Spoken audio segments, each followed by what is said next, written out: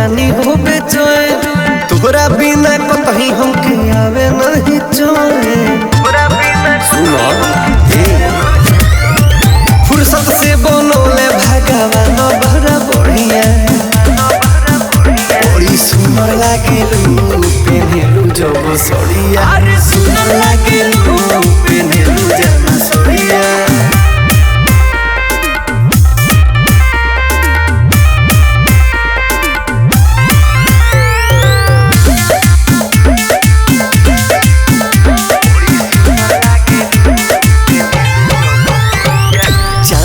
सूरज सब लागता रे फीका जब तू पेन्हेलू जान मंगिया में टीका।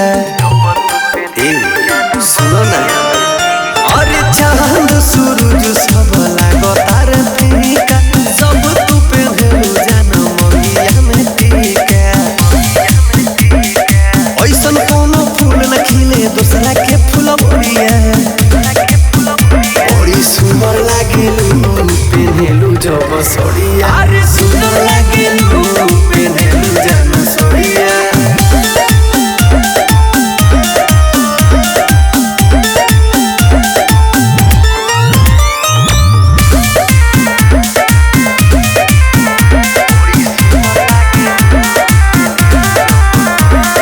कितना बड़ाई करी तुहरा सिंगार के रख देले बारू धन मनवा बिगाड़ के।